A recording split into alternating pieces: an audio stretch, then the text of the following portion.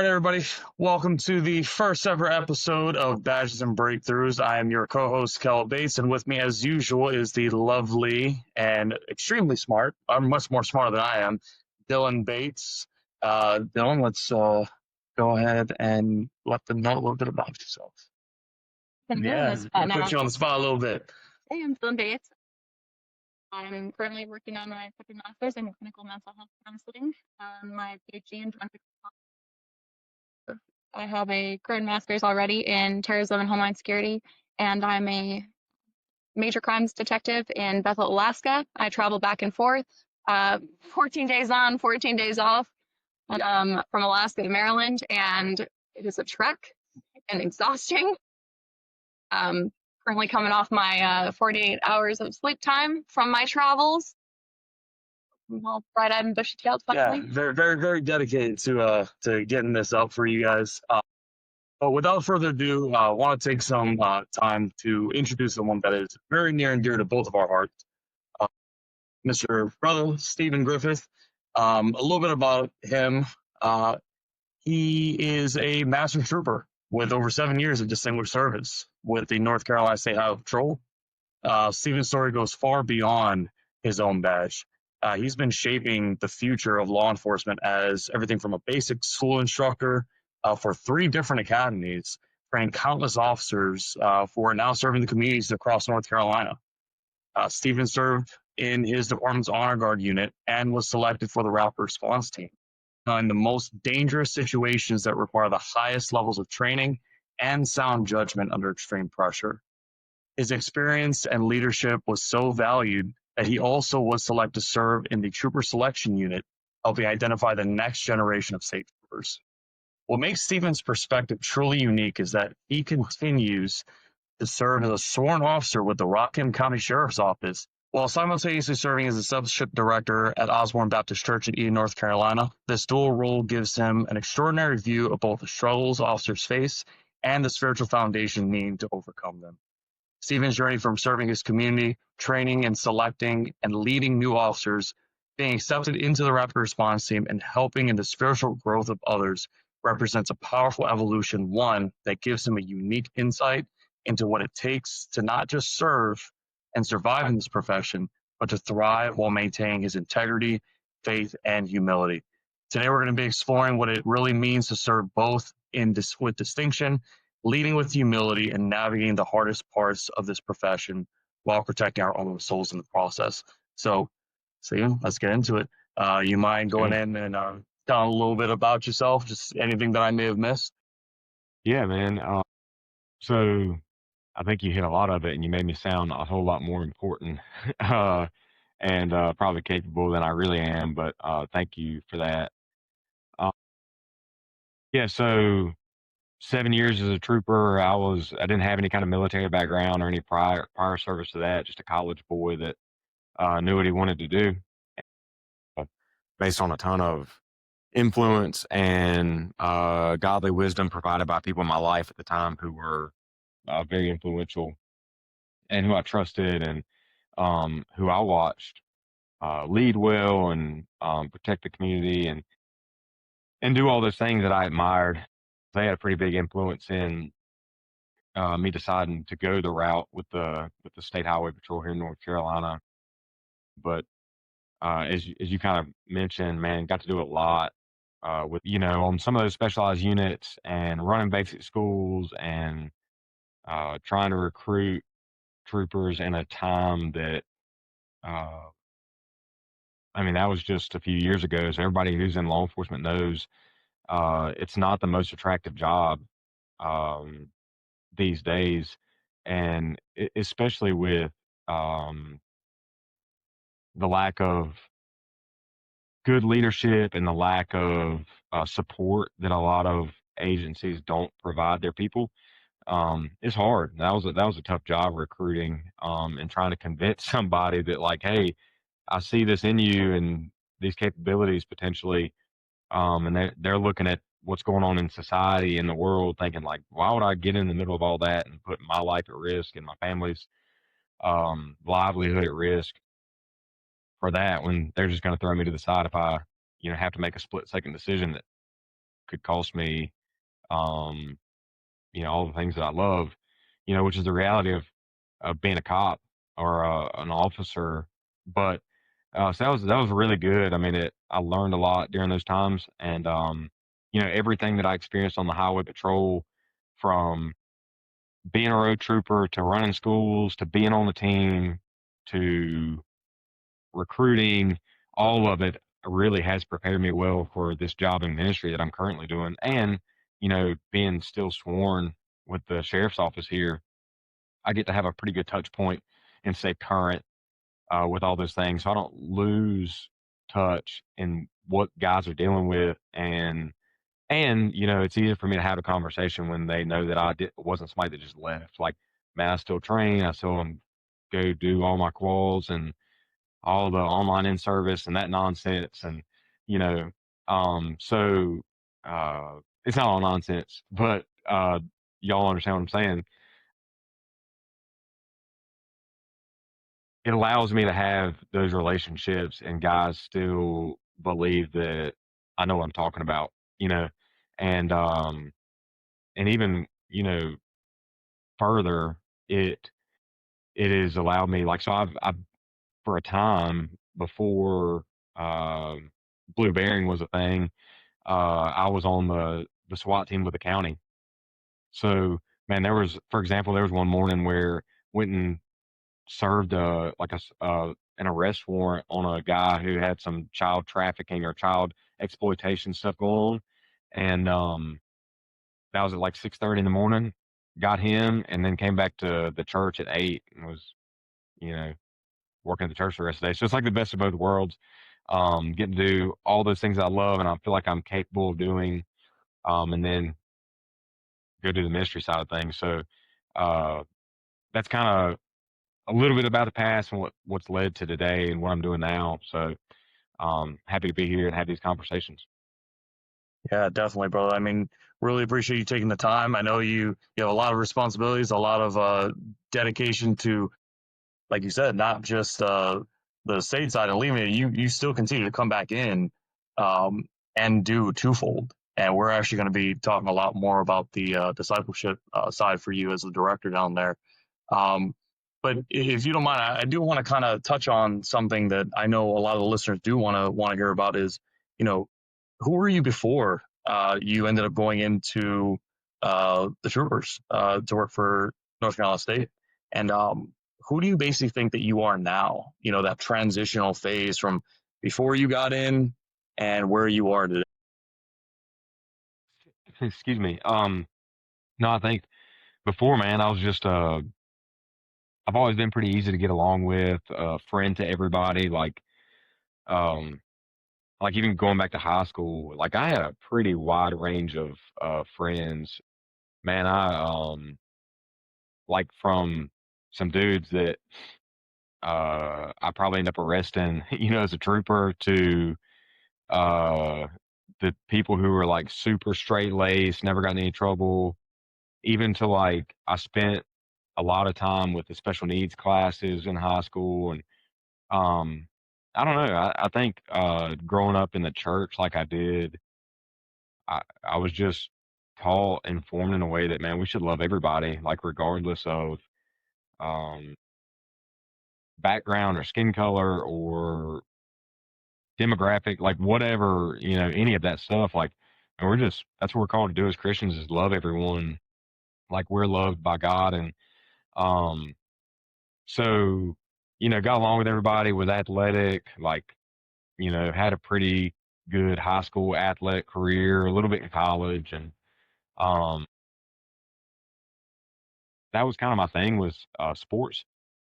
But I always had this thing in me about wanting to be a protector. Uh, and that started off with this desire about the military, but that changed based on the influence I had at the time, with the guys who were like mentors to me, who were troopers.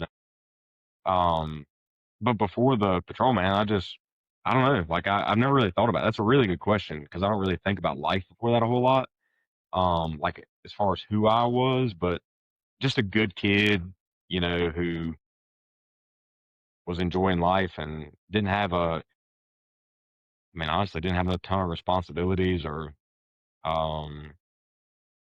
anything like that. Like, just enjoyed family and relationships and, sports and recreational things.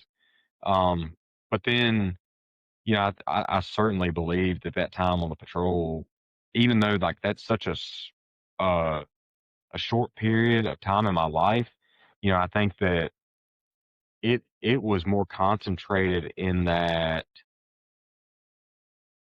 or anybody who's ever been on any kind of like critical incidents type calls know the effect that just one of them can have. Um, so it certainly formed me in a way that I started to resent people and honestly, like I probably started to hate people because everybody in my mind was either trying to lie to me or get out of something or try to kill me. And you just deal with the worst of people. Like nobody's ever happy to see me. Like I should have been a firefighter. People love firefighters. If people were looking at me, it's either in their window and I'm handing them a $250 speeding ticket or a $187 seatbelt ticket, or I'm putting them in handcuffs, or I'm telling them that their loved one's dead, from a wreck. And so it just put this kind of like really horrible filter on life for me. I mean, the good thing about that is like having the gospel filter that I had and the biblical filter that I had going into all that, certainly I think preserved me and God preserved my mind, in ways that I don't think I can explain.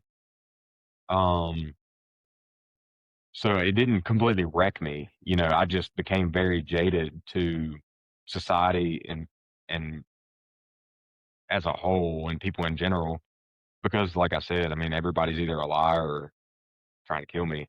And, you know, there was also these frustrations in like, for example, man, on the side of the road as a trooper, your closest backup might be like 30 minutes away and not even be a trooper. Like I was the only one out working a lot of the nights, after a certain time. Closest backup might be an hour, like 30 minutes away. Um, and it's not even going to be another trooper. It's other agency. Because a lot of the times, after a certain time of the night, I'd be out by myself and, um, what that led to was this real thing where being in control is a survival tactic and it's going to keep me alive, like being in control of the situation. So that started to bleed into my marriage where even over little things, like little decisions that I care nothing about really, but my wife would ask me the question of, what do you think about this? What's your opinion? And I just want to have control. So I'm going to be right regardless of how she feels. And, and some of that's an excuse. Like it was just straight up selfishness and pride. But some of it, I believe, was a result of like, it's hard to turn that off from like, I have to be in control to stay alive, to get home to my family. But then I walk in the door right after some crazy call and it's hard to shut that off, you know? Um, so I think that's kind of where I ended up, but like I said, it didn't destroy me or wreck me because of this filter that I had, which was God's word. And a lot of people around me reminded me of the truth of the gospel and how I'm supposed to be as a believer. And, um, and then, so here we are now, but if that answers the question. No, yeah, definitely, definitely. And, just, I know this podcast is really a lot for the first responders, the veterans and their families, but I think a really, really big topic that I know we both believe in, and I definitely know you believe in this as well, is the education aspect for the community. Those that we are charged to serve and to make sure that we are the ones that are answering the call. And when it comes to the ranking structure in North Carolina, are you able to kind of just explain the difference and the distinction between what you would have as a trooper, coming out of the academy to the rank that you attain as a master trooper? Just kind of explain a little bit about what that means, kind of how long it took you to get there, and the responsibilities that you had being in that position. Yeah, man, That's another good question I haven't really thought about. I don't know if I can remember some of it. I'll do my best. Nothing. You're good. Yeah. So when you graduate, how the school works is like, man, day one of patrol school, my school is a 30-week school. You're employed by the state. Like that's when your time starts. And then 6 or 7 months later, graduate. Like day one, you're a probationary trooper, which means they can fire you for just about anything, for the next year. And um, so you start off as trooper, and then it is after I think 2 years, you're a senior trooper, and then after 6 years, or it might be 3 years, then 6 years, you make master trooper. Um, there's not really, so like that's more about time on, than like the next rank after master trooper is sergeant, and that's something you test for, and you have to have a certain amount of time. Like you have to have 8 years on, and then you can test for it, and like um, there's a selection process for that. But um, roles and responsibilities don't really change from trooper to senior trooper to master trooper. You just have more options in between that time of like um there is pay grade increases, and then there's opportunities like you have to be a certain level before you can be an FTO, a field training officer, or be on specialized units. Um, like being a recruiter or being on the rapid response team or being a driving instructor and or a general instructor. Like teaching, like being able to sign off on people's training.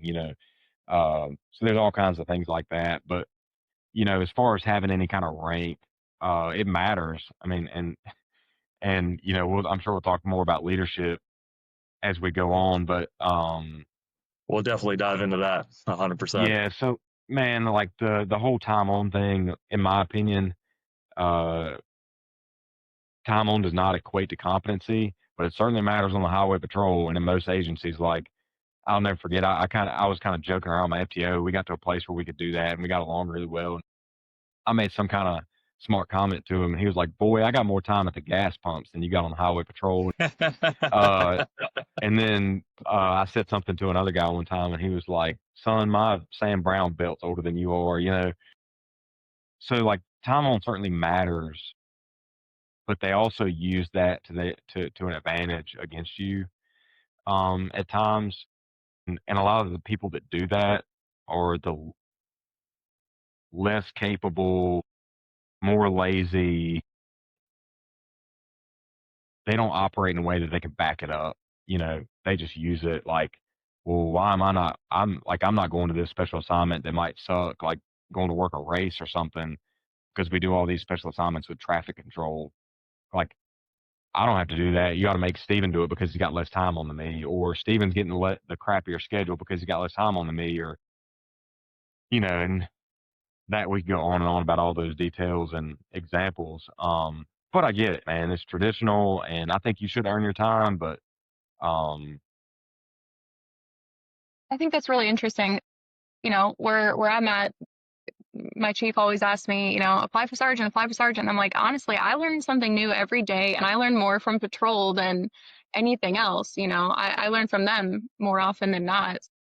Yeah, Taiwan doesn't equate it. And also when I go back and I help out patrol, I'm like, oh wait, how do I do this again? Like, how do I write this ticket? Where does this yeah, go? What system am I using? And it's interesting that you say that. And yeah, I think a lot of people do use that time on and everything to kind of throw their weight around, especially with seniority.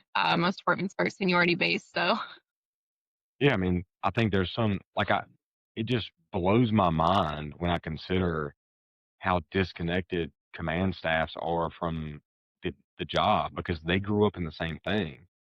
But something happens in between, whether it's I don't know, P1 patrol officer, if that's a rank, or trooper to sergeant, or trooper to major, captain, major, colonel, whatever. Like something happens in that time where they lose so much touch that they do forget what it was like, and man, it's such a tragedy because all those poor decisions and then forgetting what it's like is always at the expense of the person doing the work on the road and their families. Um, but I know that's a rampant problem across the country, and like that's normal in agencies, not just highway patrol. Yeah, I think it's, you touched on that a lot, is that losing touch. And I think I told you before, we had I sent you a message about uh, me coming and graduating from that FBI Leadership Academy. And one of the very biggest things, he's actually a retired major out in Jupiter, Florida. And one of the biggest impactful phrases that he used is, "We just rent this uniform. We rent this rank." And the people that have that the conflict, especially when they start moving up the ranks, and they forget that at the end of the day, you were there. We're all there at one point. So keeping that humility is extremely important for that servant leadership mentality. Um, Thank you, bro. That was really insightful. So the next thing that I know is is something that we all need to deal with, and we navigate it, and everybody has their own way of navigating it. But it's basically kind of walk me through, as a trooper, what is it like to consistently think about, and I know it's a big top three for us in law enforcement, and I know a lot of unfortunately a lot of community members don't know about this as well, is the safety aspect. Like, say you pull a traffic stop, the safety aspect, your career, potential risks of your career, losing it if you just make the smallest mistake, um, that could also resort in losing your freedoms. I mean, a lot of people, I think that we're above the law, but if only they knew that we are so much under the microscope in what we do on the back ends. We come in contact with somebody in the public, and we may seem like we're in that position of authority, but if only they knew the multitudes of things that we have to think about. So I know we kind of wanted to get an idea on your standpoint as a trooper when it comes to those things.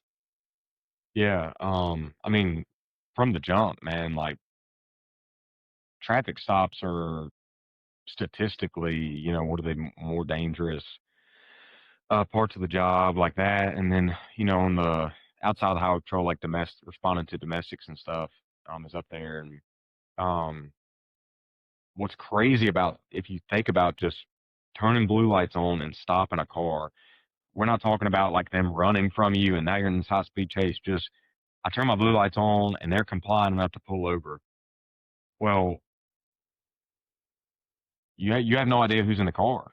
Like, I mean, it could be grandma or it could be dude who is just murdered somebody and thinks he's getting stopped because I know he just murdered somebody.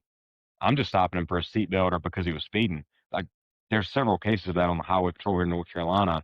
Um, I actually, when I was on the honor guard unit, I had to do his funeral um, for a trooper that got killed, and he stopped the guy for speeding. The guy just, I think he had just stolen something, maybe stolen the truck that he was driving, and so of course the bad guy, oh my gosh, he knows, like he knows that I stole his truck. So trooper walked up to the window and he shoots the trooper and kills him, and he was just stopping him for speed. So like we never know what's in the car. Like I had no idea, especially man, you start stopping these SUVs with blacked out rear windows and there's tactics to mitigate a lot of that risk, but that they train us very, very well on. But just the unknown is unbelievably dangerous. And as far as like the mindset that goes into that of knowing that if I make a bad decision on a split second situation, like that could cost me my livelihood and my family and everything I've worked for, and um, that's that that's an issue that the culture in law enforcement right now is doing a horrible job at fixing.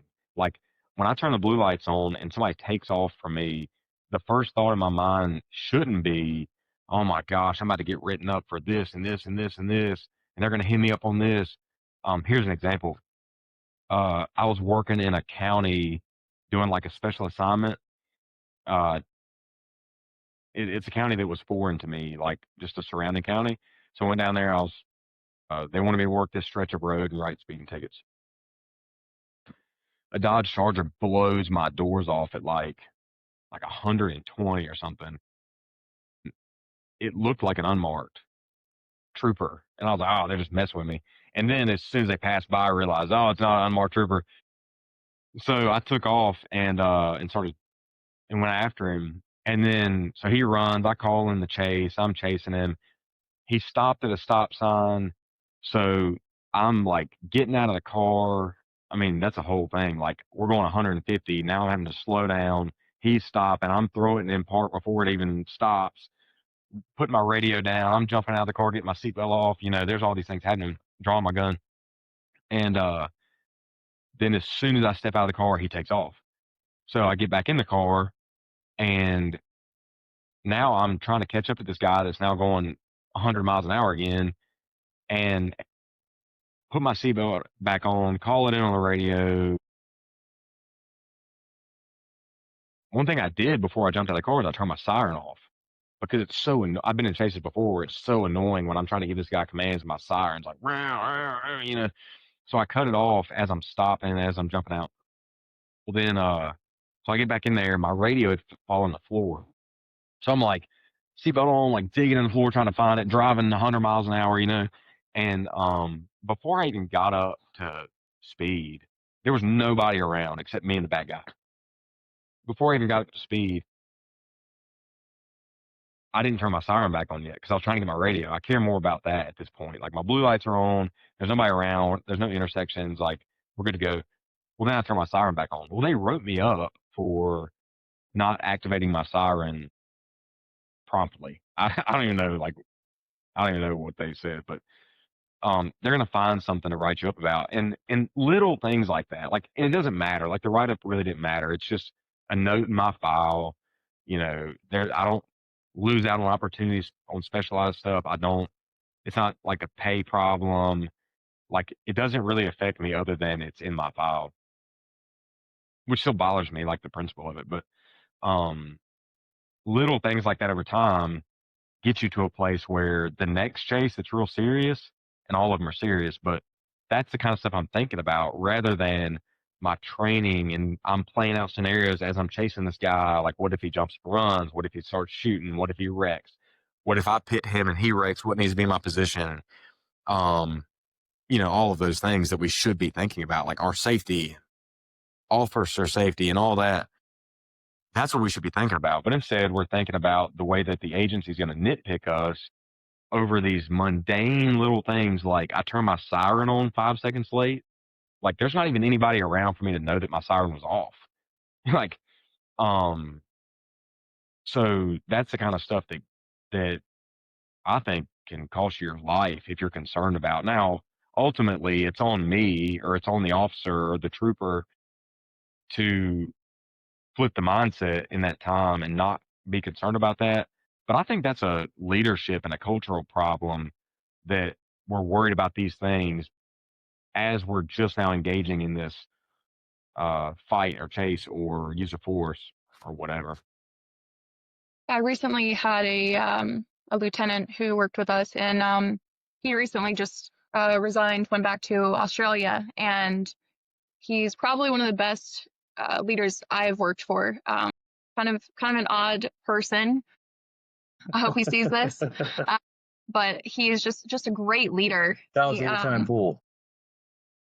So he was the only lieutenant that I've ever worked for that has been quick to write you up for something positive. I have 3 commendations in my file over the last 2.5 years that I worked up in Alaska, and they were from instances that, you know, I mean, the first one that I got, it was actually a hostage situation and ended up saving this girl's life peacefully. And I didn't even think about it. I came from DC, which is an area where guns and drugs, that's what we do all day long. Like it was nothing to me. It was the first commendation I had gotten from this department, and pretty early on. I think it was my last phase of FTO as a lateral out there. And so it was just really interesting because he's the only one that, even if it's a scenario where I've made mistakes or whatever, he always took that as an opportunity to parade you on the positive and give you commendations instead of docking you on the negative. Yes, he will address it and be like, hey, next time we can do this better. But he's one of the only leaders I've ever seen do that. And it made me want to be better and work harder for him and, feel like I was safe to make the decisions that I needed to make in that moment, because I was going to be able to have the opportunity to articulate later of, yeah, this is why I did that or whatever, even if it looked bad. Policing isn't pretty. The job is not a pretty job. I'm not, this isn't a manicured, wax and Botox job. You're going to get your hands dirty. You're going to scrape your knees. You're going to, this is not a cute position. It looks bad. Like a lot of the time it looks bad, but it doesn't mean that the decisions are wrong. So, and I think, to piggyback off of the two of you, the crazy thing is we do so many things in the positive. I know you sent we had a conversation and you had sent me a photo of you doing kind of like a Toys for Tots. I think it was at one of the schools down in North Carolina, and you were on duty. It's very frustrating. I know we're going to kind of get into the leadership aspect, but that's where, if only we would be getting as many commendations as we do negative dinks in our files.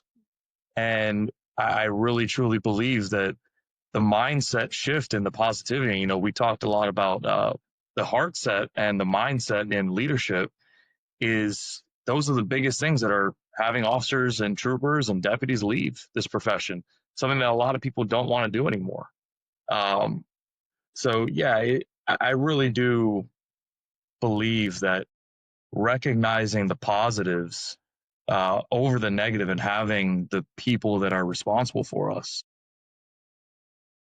bring that up to the forefront and recognize the people, because then you could also mitigate the mindset that you were talking about earlier, not liking people at a certain point because you didn't know. You had to think about your command. You had to think about, what if I just make one wrong decision that could impact my life and how I provide for my family? So that's, just having those good leaders. I'm going a little bit on a tangent. Sorry about that, guys. Yeah. If you'll let me rant a little bit, I'll tell you exactly why they don't write commendations. They don't jump at the chance to write commendations over write-ups, is because that's work for them. And that's not going to, if they don't write you up, they have to answer a question if it goes to the next level as to why they didn't write you up. But that's this like crazy problem where why are their command not saying, well, hey, we see that he did this thing with Toys for Tots or something. Like, why didn't you write him something like a good BIP entry, is what we call it here in the state, like a commendation for that?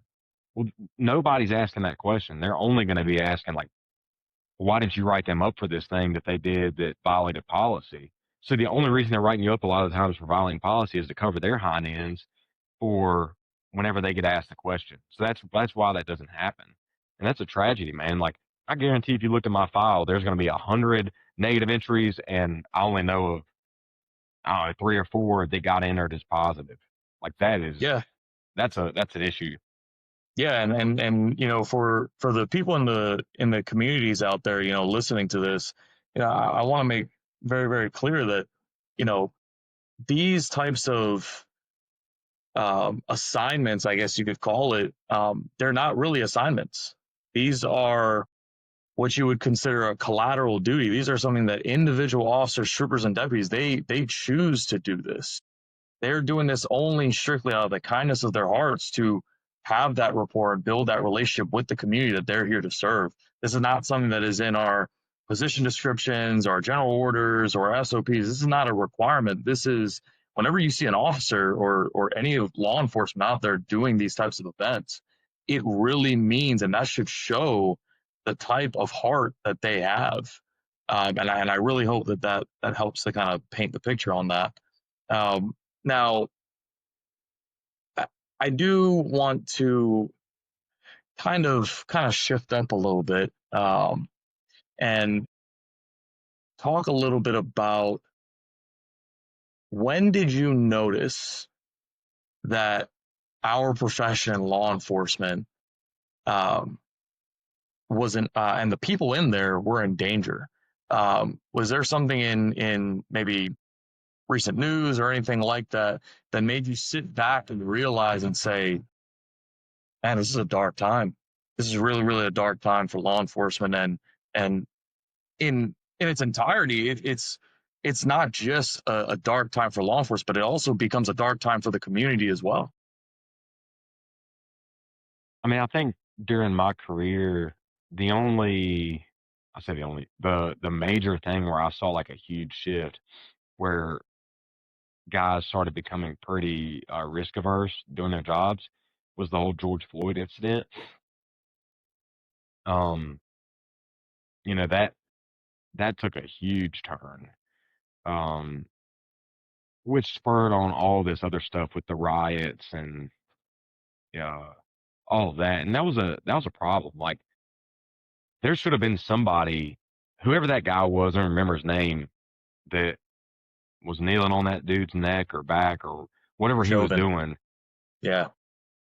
Like whatever happened, like somebody should have had some more situational awareness. Like, hey man, like why don't we just put in the car? Like that was an easy situation to fix. Not to make light of it at all. Like that shouldn't have went down that way. Regardless of all the facts that have come out later, like that could have been mitigated. I mean that had policy change though effect for our agency and how we were operating, even down to and it's just a specific example for you.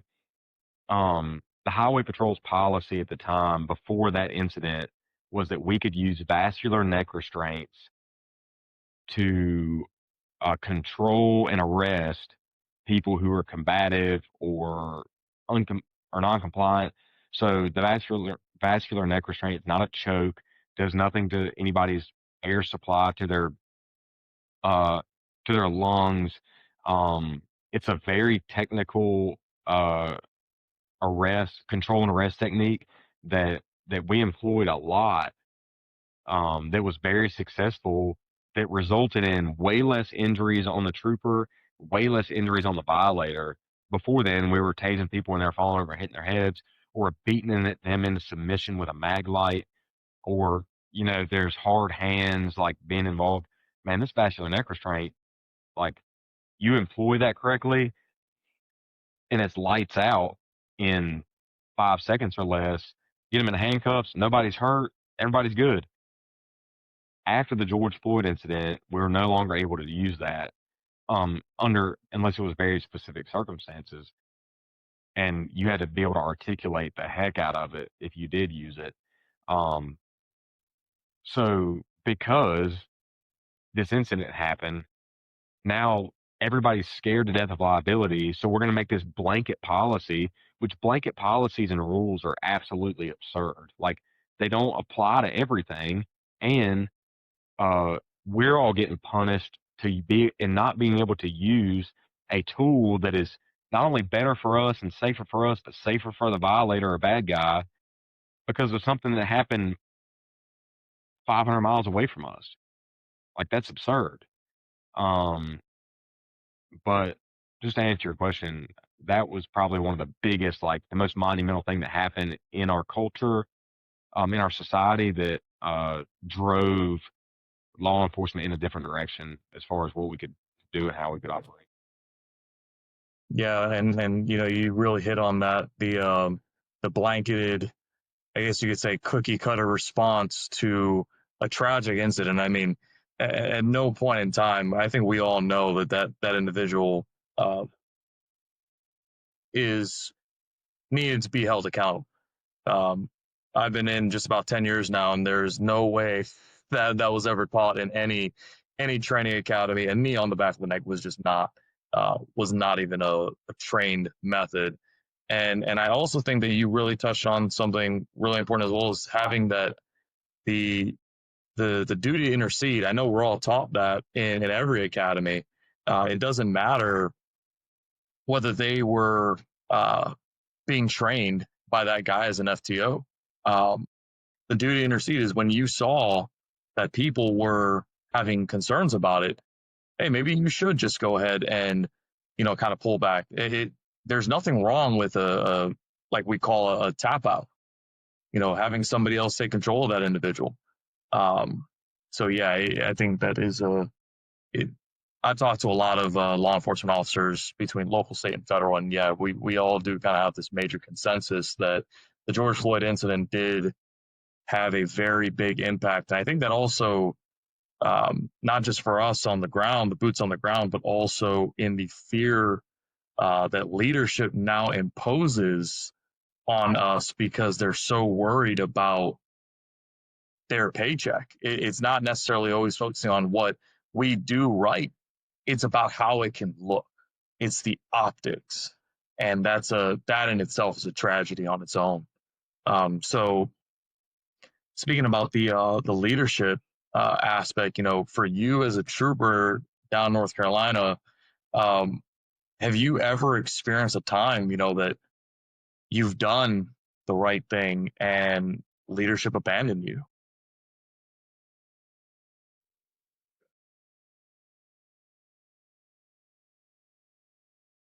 We shouldn't laugh at that. I mean, But The pain that. as we say, this is a very, very raw and real podcast, and we're going to be going down to the nitty and gritty. So, yeah, unfortunately, we laugh at the pain, right? The unfortunate realities of those. yeah, I mean, like my reaction as far as as far as that goes, I mean, there wasn't any situations where like I took some major action and I was screwed because of it. I'll give you a couple examples though. Um, I stopped this guy one time for speeding. Now, it wasn't like I'm sitting stationary running radar and somebody blows my doors off. I was on the way somewhere and I was actually on the phone and I see this guy, he's coming. Right before this incident, I'd made my mind up. I was like, man, I'm not getting a speeding complaint today because troopers in North Carolina, we're either going 100 miles an hour or nothing. Like I don't, and I guess I can say that now. Not the ones now. The guys who are working now, they're super squared away. They don't ever speed without their blue lights on. I remember thinking like, man, I ain't getting no speeding complaint today. So I set my cruise control on the speed limit, and I had a line of cars. I was like like the highway pace car, and and here comes this car, he's about to blow my doors off, and I was on the phone. I was like, this guy's gonna pass me. Like he sees me, and he's gonna pass me anyways. And I said, let me call you back. Sure enough, he passed me. And so in my mind, I'm like, man, all these other people behind me saw this guy just pass me. If I'm going the speed limit and he's going faster than me, he's speeding, right? Like now, this isn't something I'm gonna like write a ticket for. Like I'm not gonna. Uh, I'm using my discretion there. Like I'm not gonna go up there and write him for, you know, just for that. But like, hey, I'm gonna stop him and have a conversation with him. So I stopped him, and then he was a jerk, man. Like he was I was being very kind as I always am, like, and he was just acting like a jerk. And so he complained on me later, and I had to answer these questions to my supervisor, and he was like, "You were out there talking down to him and all this stuff." I was like, "I'm watching the same video you are. I wasn't talking down to that man." And and he was just convinced for several reasons that I was talking down to this guy, and he wrote me up for it. Like this is ridiculous. Like that's just one small instance. there's been other times where I won't get into the details of this one because I want to, like, even though I don't, you know, I'm just gonna respect the people in their positions, but um, I've had supervisors like straight up lie on me, man, and about stuff that did not happen, and it's like, well, that didn't happen. What you're saying is a lie, but I have no, I can't do anything about it. Like, it wasn't videoed, so it's just like, okay, and um, man, there was one more. Y'all can edit this out, like me taking a minute to think about this, but like I can't remember. There was another. Oh, this is a huge deal. Not so much on like negative input from a supervisor that would cost me like pay or it'd be like some serious write up or being on probation or anything like that. But me and one of my best friends got to work together in this county for a time, and man, we were just wearing some bad guys out. Like, we would go write whatever speeding tickets we needed to write and seatbelts and all that, and like, and then we'd come back and we would just go hunt bad guys, man. In that year, I'm confident to say that we got more guns off the road from felons and people who were trying to conceal them from us and hide them um, than they did probably in the last decade in this county.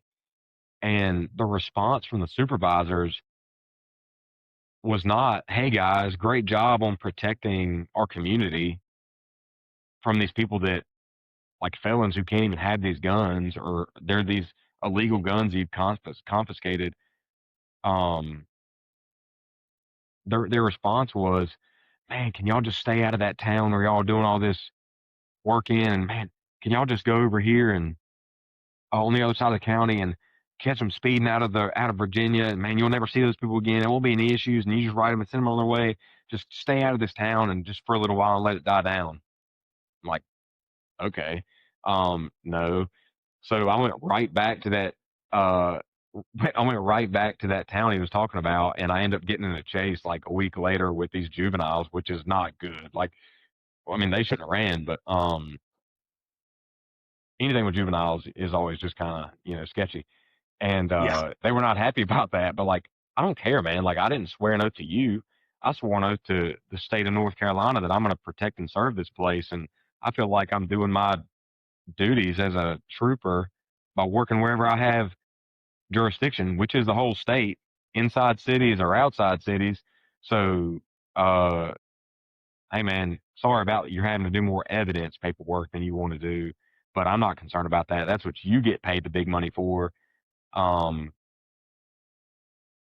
that is a, a pandemic in law enforcement that I shouldn't have to be berated and now probably treated poorly on the schedule and with crappier assignments and just like workplace nonsense like that because you don't want to do your job or I'm causing you more evidence paperwork. Like, forget that. Like, we're going to go hunt bad guys. And, that was just very disappointing in my opinion. But then those conflicts that now is this burden on me that is not my burden to bear are causing me now to have to think about those things, which is back to what we talked about. Now I'm thinking about that as I'm stopping this car at 2 a.m. With blacked out windows. And I don't know if they're pointing a gun at me. I'm thinking about, man, my supervisor's going to be pissed about this one. Yeah. So, yeah, that's how people get treated poorly. And that's just a couple examples of, of some of that on the highway patrol. And I say all that to say, man, one of the best leaders I've ever worked for in my life was on the highway patrol. There's some good dudes on this agency. The problem is they usually get stifled and they don't make it past a certain rank. And here's why. The one I'm referring to, he used to tell me, like, man, when you get promoted, you have a decision to make. You can either keep looking up in the next rank or look down at the guys that you're serving well and make decisions that are going to benefit them and be a buffer between them and the guys ahead of them. And they're not making concessions for serious stuff that they did, but like the same guy that he basically said, you have to be willing to never get promoted again. Meaning, I'm going to rock the boat to protect my trooper as a sergeant. And I was never a supervisor. So this is like theoretical to me. This is all experience of having really good and really bad supervisors. So I'm not trying to act like I know all these answers, but I think that he specifically, this guy operated in a way, he was a sergeant on the highway patrol for like 18 years. Like he never got promoted again because he was always looking out for his guys, and and um and he probably rocked the boat way too much sometimes. It was not necessary. But he was also the one, if I did something stupid that I knew better than to do, he'd hammer me for it, and then he'd say, "All right, that's done. Let's go get a cup of coffee." Yep. And it wasn't like this thing like now it's this weird relational workplace thing, or like he's gonna retaliate against me on the schedule, and like I'm gonna get scheduled permanent night shift for the next 2 months. I'm gonna catch all the late calls. Like he didn't do that. Like we're gonna handle this issue and then it's over with. Let's move on. Um. So Yeah, and I think the biggest stigma that I think we all see is the lack of accountability for leadership and the desire to do their job. I personally feel that a lot of leaders, well, excuse me, we'll call them managers. There's that clear distinction between a leader and a manager. Um, you got the ones that'll do the check in the boxes, and then there are the leaders that want to foster and build and maintain that rapport with their guys. Um, it's it really is an epidemic in itself. And was there ever a point that you believed, whether it was in writing or not, just by a lot of times we can be pretty slick. Management can be pretty slick with how they do things. Was there ever a time that you truly believed you did the right thing and your peers even supported those things, but because it would create paperwork for management, that you were, say, given a bad assignment or in a sense retaliated against, and how that transitioned your mindset moving forward in your career? nothing specific like that. The only way I could really answer that question would be some of the special assignments I was doing. Like I had these passions outside of just doing the road trooper work, like going to run a school or doing the trooper selection stuff, or especially the team stuff. Like the SWAT team stuff, man, I was gone so much from the district that it really did probably create some problems in the district. I know it did for me relationally. Like guys there was some animosity just because they were having to work my night shifts and stuff. And that's not my problem. It's not my problem that this thing is a part-time gig and it's not a full-time team. And now I'm having to bear the burden that is not mine to bear because somebody in Raleigh can't make a good decision logistically. Like, uh, so now I'm having to bear this burden. But, um, as far as doing the right thing, like I felt this conviction based on my passions and skills and capabilities to go do this with my career, which was offered up to me. Like everybody else has the same opportunities and got the same application to be selected, right? And I just took the chance and I made it and I did these things. And now there's hate from supervisors that they're retaliating against me in ways that they can get away with, which is super slimy and like frankly illegal. Like you can't punish somebody on the schedule, 100%. but they have ways of getting around that and skirting the system to where they don't have to answer those questions. But my family's the one that's paying for this simply because I'm feeling called to go do this other thing with my career.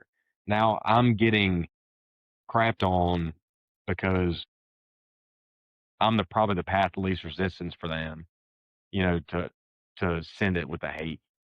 And I understand like they have a job to do and stuff. I just think that's the culture in leadership is instead of me sacrificing and being a servant leader, I'm going to put all the responsibility and deflect it off onto this guy that's under me.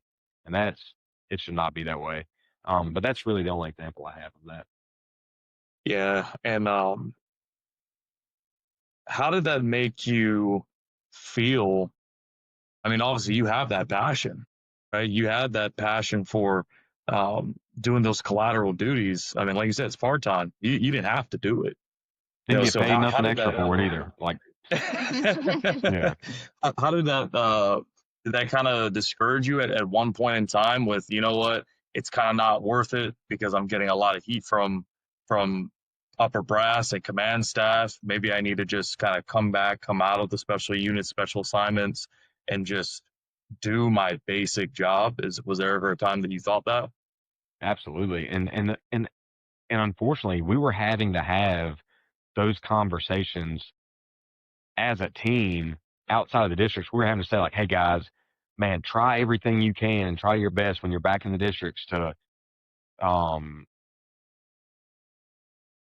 to not that we weren't hard work. We were on that team because we were all hard workers, but man, do everything you can just to make everything kosher in the district so that they don't complain to us, to the colonel, and now the colonel's complaining to the team leaders on the team. Like, you know, which it shouldn't be that way anyways. Like, hey, we're doing a different job right now outside of the district. Um, it certainly did though make me super resentful towards supervisors. And I mean, I'm guilty of this where, you know, a supervisor treats you a certain way and now I shut down. Like, a very common thing is, well, they screwed me on this special assignment or on this schedule. I'm not writing any tickets this week. Like, well, that's wrong. Like, because I didn't swear enough to him anyways. Like, I didn't sign up to do this for that supervisor. I should be writing those tickets because I believe it's going to save lives and protect people. And, you know, so that response is totally on the individual. And, and we have a responsibility to respond well, regardless of how we're being treated.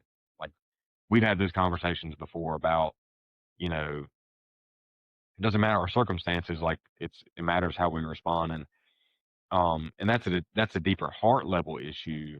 Um, but yeah, it made me just resent everybody. Like, whether that means I'm going to come back and be lazy, or I'm just going to be a poor steward of my witness and I'm going to complain a lot, which I'm finally now, I think, working out of some of those relationships. Like, those are getting reconciled from just like me running my mouth a bunch about how disgruntled I was with the whole system.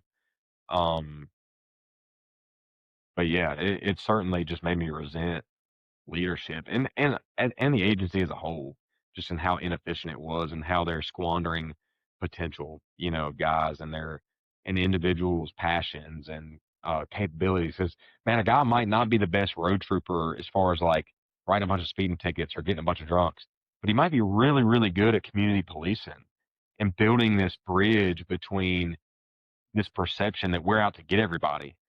Well, let that guy go do that well, and don't hammer him if he didn't turn in a X number amount of speeding tickets. Man, I wrote my first year here in Rockingham County. I wrote like over 700 seatbelt tickets, and I arrested like 35 some drunks and had like 16 or 1700 total charges, which is nuts up here. Like, it's a rural county, like low expectations, and so I had written that many seatbelt tickets, and they're calling me like, "Hey, man, you really need to write more speeding tickets." Like, what are you talking about, man? Like, I just wrote more speed seatbelt tickets than every trooper did combined the last 2 years, you know. And but that's just how it is, man. It's kind of like, what have you done for me lately, you know? Uh, but I'm complaining a little bit now, but that's just to give you an idea of like kind of some of that culture and how I responded. Even, man, I'm responsible for how I responded poorly and all that. But and I wish I would have done it different. But all I can do now is try to respond better now. So, and admit that I was wrong. You know, what you're saying is very insightful and very reflective. I'm curious, when you were going through that, did you know that, having that mindset, that negative mindset, did you know that you were having that, and were you able to see past it, or was it just kind of invasive thoughts that just kept recurring and it took getting out of it to see past it? I think all of the above. Certainly, like, just being in this doom loop in my brain of like, of just hate and like disgruntledness. There were times where I mean, one huge, again, this is all a heart issue on me. So, like, there's times the Holy Spirit would convict me, like, man, all right, I need to, like, I'm supposed to have joy in all circumstances. Joy and happiness are two different things, but like, I was not acting like Jesus in those times. And so there was like this conviction of that at times. And then it was just like, then the next thing would set me off, And this is a time before I was like really surrendered to Jesus, being in complete control of my life. That's it. You hear people say like, oh, I got saved or I'm saved now, or I'm a Christian. Well, man, the metric by which I believe the Bible calls us to live is like Jesus has the reins or the full control of our lives. Like, it is not my desires anymore, it's his. So this is all a time before that was really the case in my life. And I felt like super justified in feeling that way and complaining. And I felt like I had the moral authority, um, which nobody has any moral authority. So that's even like this crazy term. But like, I felt like I had the moral authority because I was doing a good job at things to to call to call out these supervisors and be like, what you're doing is a bunch of nonsense and treat me like crap and I don't deserve this. And it just turned into this thing that was all about me. And, it took me a while to realize that after the fact. So in the middle of it, it was pretty much like I'm just in this doom loop of negativity. Yeah, I I definitely know that that's a very huge um and I hate to use the word motivator in this sense, but unfortunately, it's a very very big motivator for that type of mindset that affects people that have such a big heart and a desire to serve in so many ways that it has now become the motivator to not always necessarily serve, and we forget the oath that we swore to enforce and support, that ends up motivating us to leave this profession. It's kind of and I understand we're supposed to be very very objective in a lot of things and remove a lot of the personal feelings, but at the end of the day, we're human, and it's the human element that, and I think Dylan said it as well, it's the fleeting thoughts that come into us. And unfortunately for some people who may not have the resiliency, whether it be faith or a good group of individuals around them to kind of help ground them back into what it is that we actually do and what we're supposed to be here for, that calling, that it forces us to make the decision of, is it me or is it them? And when I say them, I don't mean our communities. We can have bad encounters with the communities, but I think we all know this is, whenever we have bad encounters, they're not yelling at us. They're not cursing at us. They're cursing at the uniform. They're cursing at the unfortunate failed system that has done this countless of times, depending on where you are. Law enforcement in DC, North Carolina, Hawaii, they're night and day, depending on where you're at and the culture, the cultural aspect. So yeah, I think it's a very bad comparison to say motivator to leave, but unfortunately, that's kind of, I think that's where we are. What do you think about that? Yeah, I mean, you just hit on something too about like this kind of me versus them mentality. People used to ask me a lot, like, man, what's the hardest thing about being a trooper, or what's your biggest hindrance in all that?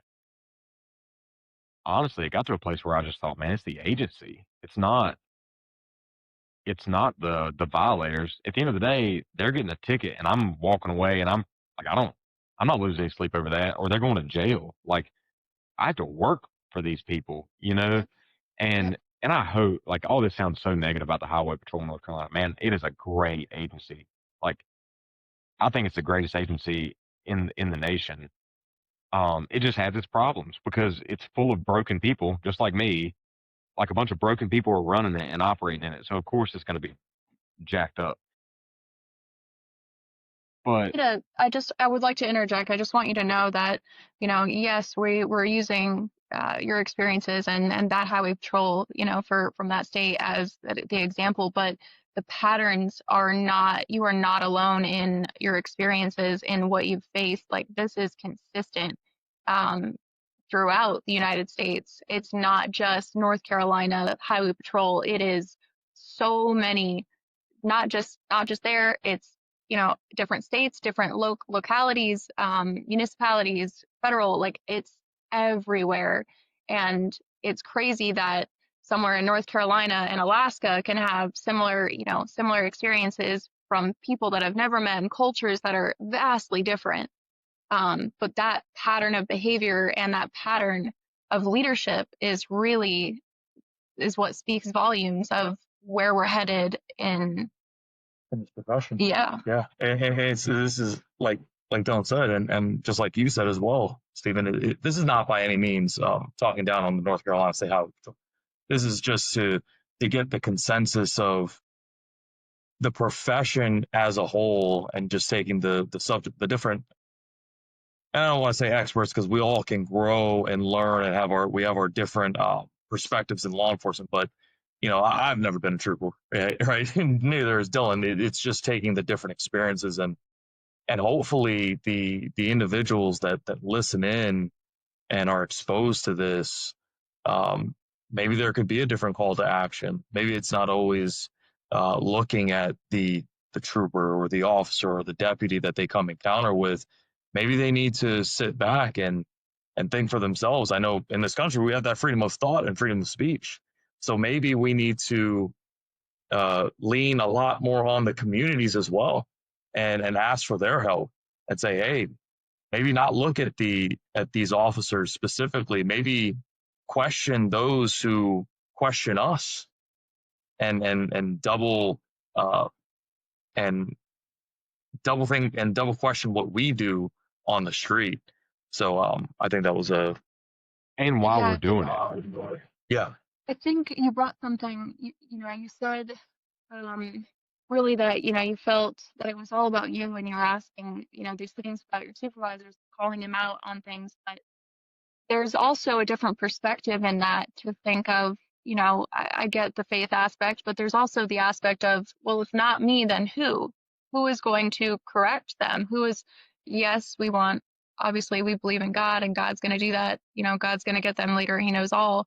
But at the end of the day, we're still serving communities. We're still serving people. I hate to say it, but sometimes the enemy is not the community. That's not what we think at all. The enemy, like you said, is when you go back to the station, I have to deal with them. I have to deal with them writing me up, or thinking about looking at something entirely different from what I said, and there's not a complaint on it. It's just this supervisor taking something out of context, or throwing a low ball, or a DA's office, or a court, or a magistrate, whatever.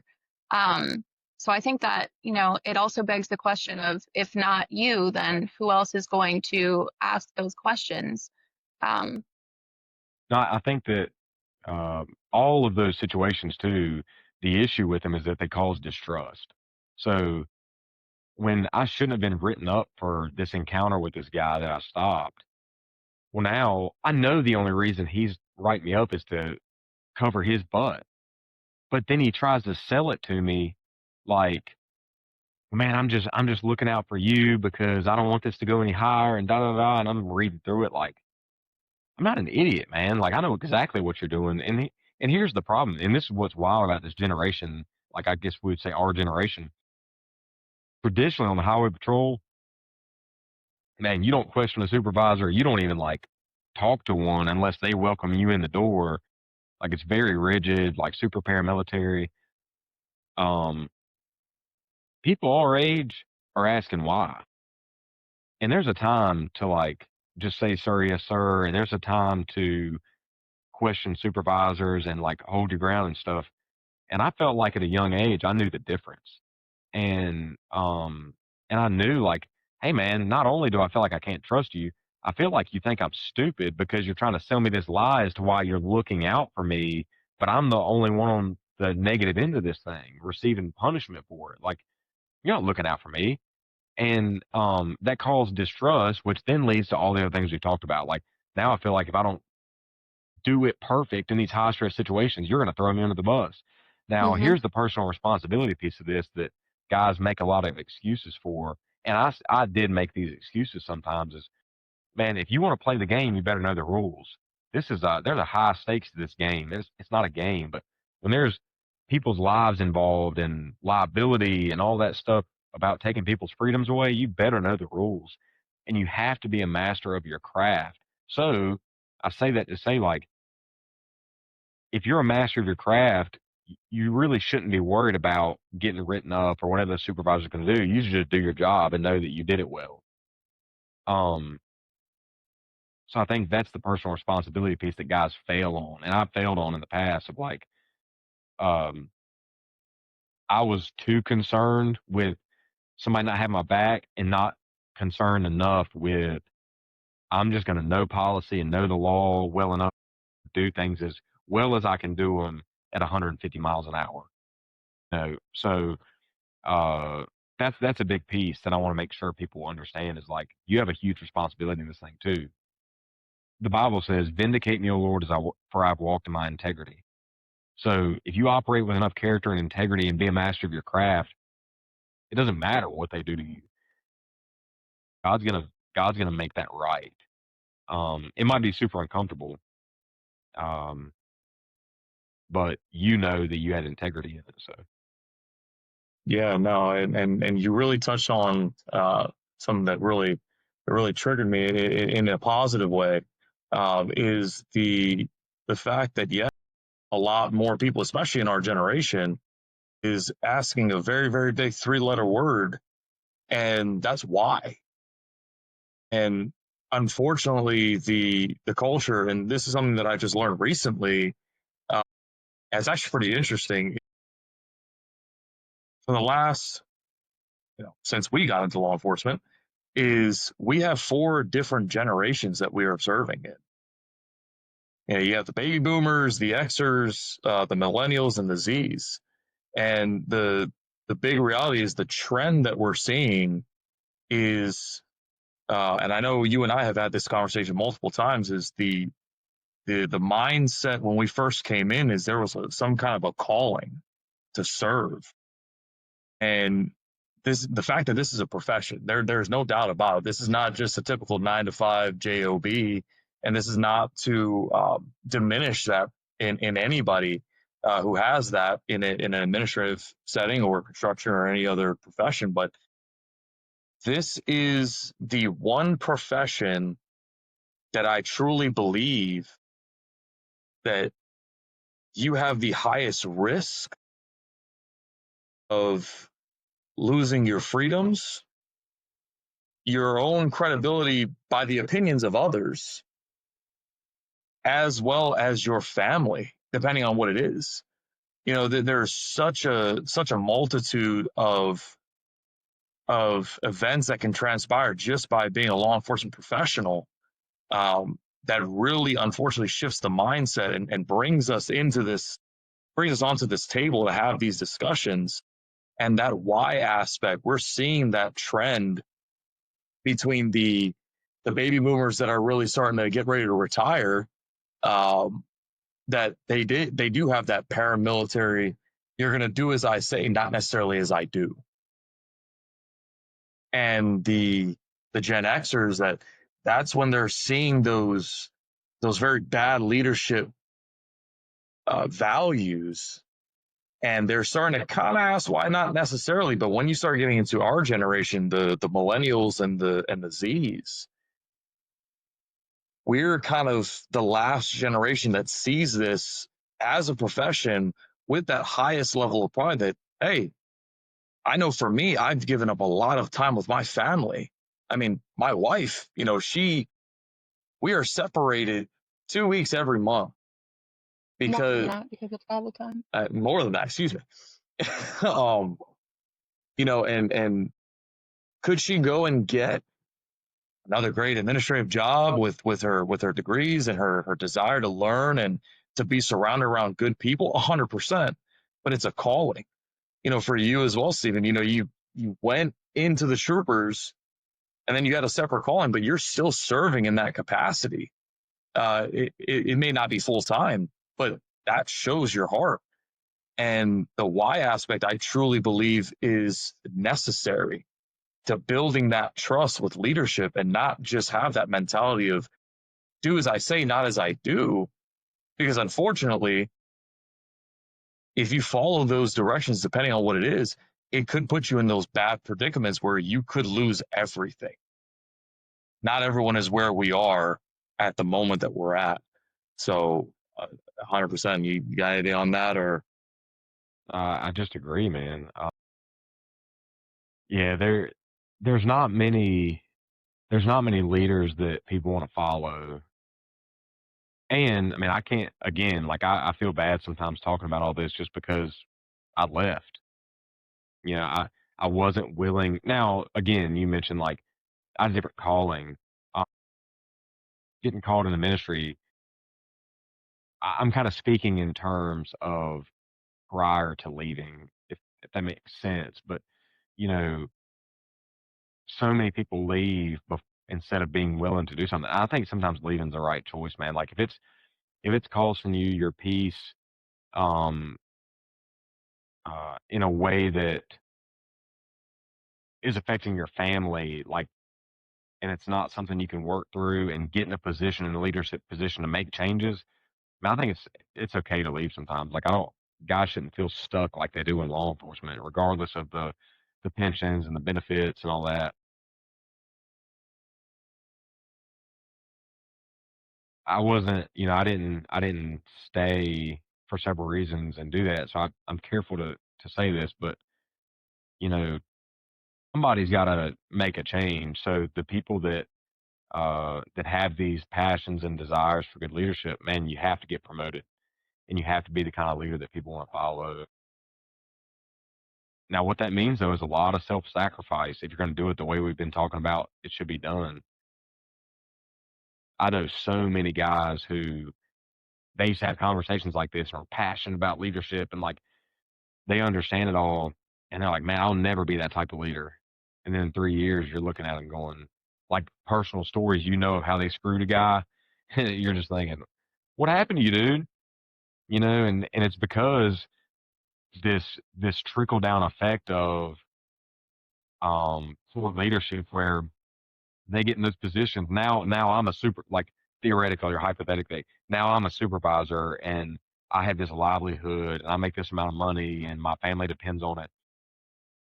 Well, now because the crappy leader above me, I'm not going to sacrifice this and my livelihood and my family for this guy under me. And it's just this revolving door of poor leaders and decisions that creates the culture now that we live in as in law enforcement. yeah, you hit on that ripple effect too, and that's a very interesting thing when it comes to that ripple effect. Everything that we do has a ripple at the end of the day. And I just wanted to we wanted to ask. So, as a trooper, you were on a lot of specialty units. You got selected for um, the selection board, running the academies, things like that.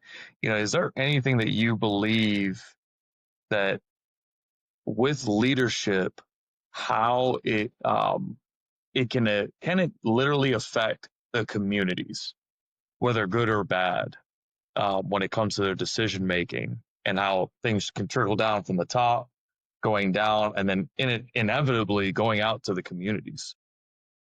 Absolutely. So that example where, you know, that supervisor was wanting me to just go to the opposite side of the county and writing speeding tickets to people who don't live here. That's all just about numbers. And we don't have a quota in North Carolina. Like that, everybody asks us that. There's no quota for speeding tickets, but I think can have a direct impact. Like instead of I'm going to go stop people that I believe need to be stopped based on violations of the law and really hunt bad guys that can cause harm to the people that I love in my community. So it's clear to me what they wanted. They wanted me to go do less things, do things that were less liability ridden so that they had less paperwork, so that it's hard for me to believe they were really concerned about me getting in trouble. Like, I think they were just looking out for themselves. But I mean, if my two options, the decision I have to make is go hunt these bad guys and get guns off the road and take people to jail who need to be taken to jail, or just go write these speeding tickets to people who don't even live here that are passing through so that I don't cause any problems. Well, that's a direct impact on the community potentially. Like, and that's a very easy decision for me to make. So that kind of leadership certainly affects the community. I'm curious, you brought up a really good point about leaders and really being the change that, you want to see. But my question to you is, is there anything that you would want a future leader to know? Because someone like me, I am very book smart, but I'm not very street smart. I tell patrol all the time. I learn from them every single day. I have the time and grade to promote and things like that, but I'm terrified of the liability. I am terrified to be the supervisor of anybody else. I don't feel like I deserve it. I feel like I learn more from patrol than I do anything else. Every time I go out on the street. So, what would you say to future leaders who are afraid of that responsibility, or is there something you would say? Yeah, I mean, I think that they better ask themselves some serious questions as to why they want to get promoted. If they want to get promoted because of the money or because of the title or because of the rank and career trajectory stuff, that's the wrong reason, man. I think like there's all these great leadership books out there. But I think Jesus displayed that best. Man, he stepped out of heaven to die on a cross for me. That's leadership, and I think that's this selfless service that we all say as cops, or troopers or deputies that this is the reason we're doing this for selfless service. Man, in the beginning, yeah, I'm down for that, but I get to wear this sexy uniform and drive this pretty car and carry a badge and a gun. Like, I think that's that's a real thing, and it's cool, man. Like, there's a bunch of cool guy stuff like that, but um, I think you just better do some soul searching and ask yourself that question: am I doing this for me? Now, that is not a unworthy benefit to say that I want to make more money and provide for my family, but if I'm doing this for my ego and for my pride and just to have authority, you don't need to be a supervisor. You need to be doing this to train the next generation and give of yourself for whatever convictions you feel led to pass on, so that those people are better than you. And that's a really good metric, I think, is like, you should want the guys under you that you're training and influencing and supervising to want to be better than you. And then when they surpass you and they're doing cooler stuff than you should cheer them on in a way that everybody sees it. And this is obvious with the people who, you know, try to stifle other men's careers. Um, I felt like that was done to me a lot. Like, they tried to stifle my career because I don't know if they were jealous or it didn't benefit them directly. Like, well, there's a lot of selfishness in that. It's got to be selfless service, and I think that's the metric. Yeah, yeah, 100%. Um, you know, your insights are extremely vital, bro. It really helps set the tone to having these hard conversations. I know it's not easy for you. We've had multiple conversations about leadership, but it's I want to make clear that, by no means are we here to ripe. I guess would be a good way to do it. It's really what we get moved to say, and unfortunately, we're never in a position to actually say them.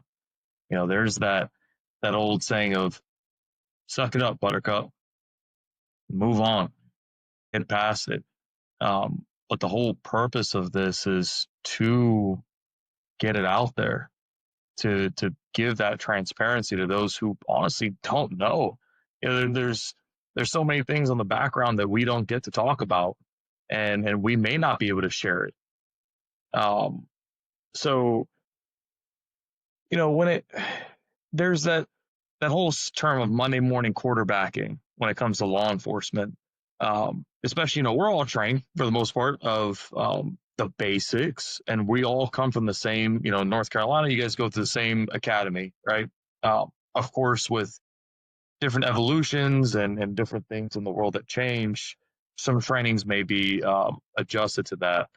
I know on the federal side, it's we're very, very quick to track and keep up with new up and coming things. It may not always be the most positive things in the sense of officer safety, but that's just what it becomes. It becomes a new standard. So, was there ever a time that you did something um, in any department um, in your career and you did it right?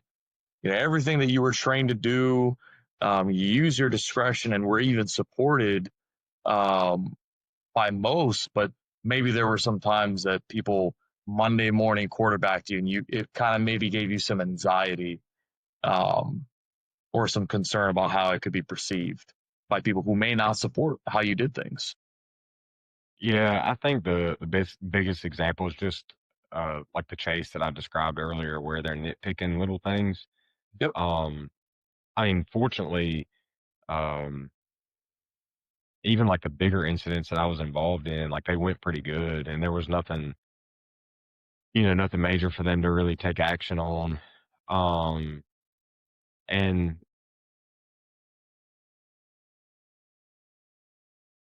even like all the incidences involving like the way that we like to work, um, outside of just going to write speeding tickets, um, other than like the um, pushback we got based on like them not wanting to do their job as far as evidence. I was pretty lucky in that there was no like real hardcore uh, action taken against me in those situations. Like it was mostly just, dang it, I've stopped this other car that now tried to stop this car that ran from me, and now I got another chase report to do and a use of force after they told me not to be working in this area, which they really can't tell me to do. So that's really the only examples I have. Like um, just kind of the workplace like retaliation stuff. A lot of, what we've talked about is things that people, when they're going through it, other officers, they can't talk about it, so we're kind of having this conversation and kind of being the voice for them in that aspect. But I want to ask you, has there ever been a time where you've been struggling, whether it was something personal or something on the job that, you felt like you really couldn't talk about it to anybody else because you're the one, setting the example or training others, or you're the head of the household and the husband, had to be the strong one. Have you ever had that experience before? Yeah, a lot. And luckily, now this is going to be kind of different, I guess, because I have so many people outside of the agency that I trust who are mentors of mine and discipling me. And excuse me. Um, the problem with that though is all those people that were like that for me, they didn't really understand because they weren't troopers or they weren't law enforcement officers. Um, so the people that I really wanted, like I thought could help me, I couldn't say anything to because I feel like my job would be at risk, or you know they're going to take my gun and my badge away because of something I'm dealing with, like, and I think that's what you're getting at. Um, no, absolutely. Like those times were pretty frequent where you're having some crazy thought after dealing with some critical incident. And it's like, man, I probably should get this out of me. And I don't want to saddle my wife with it, because now I want to put this on her, and I don't want her to be stressed out, but I can't say this to anybody that, really gets it, because what if they go and tell my supervisor that, I'm acting depressed because of something that I saw or experienced. And honestly, like, a lot of that came from, like, frustrations, and I don't want to use the word too loosely, but anxieties based on how supervisors are treating you, and you certainly can't go tell them about it. And that's a huge issue. Luckily, like in North Carolina here, the Highway Patrol had a MAT team, the members assistance team, and they deal with these like post critical incident care and interventions and stuff. So I was on that, got trained and all that stuff. And the problem even with that is like all that stuff's super confidential. Like, we can get people treatment and help, and the Highway Patrol or their whatever agency they come from, like, they would never know about it. Like, it's super legit. But when you would try to engage with people and express them, hey, like, man, you can really talk to me, like, we can get you some help, they're so skeptical. Like, a lot of people didn't engage in that because they didn't trust it. They're like, no, this is going to get my job. Yeah, it's we both we both know an individual that I think said it extremely well, and it piggybacks exactly off of what you said, is that fear element. You know,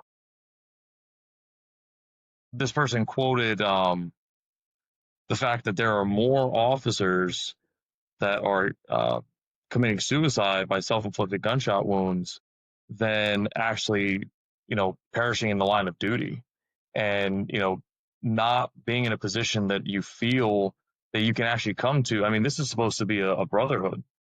This is I think why a lot of us come together, because we want that morale, we want that camaraderie, whether it's paramilitary or not. I remember a time where we would go to, each other's houses. We'd break bread with one another. We'd introduce each other to our families, and we built that community in and of itself within a profession. And unfortunately, it's slowly eroding away, and it's very, very unfortunate, because, like you said, you have people that do this. A part of that post critical incident response to help officers, troopers, and deputies to talk about it, but they still become skeptical, because at the end of the day, it's still tied in to the department and that fear of notification.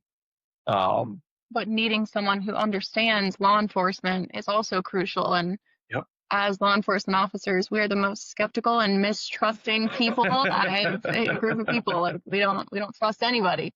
I'm just now getting to a place where I'm starting to really get that back. I mean, it's been a couple years, and oof, yeah, that's a really dark place to be in. And the whole brotherhood thing, man, like, uh,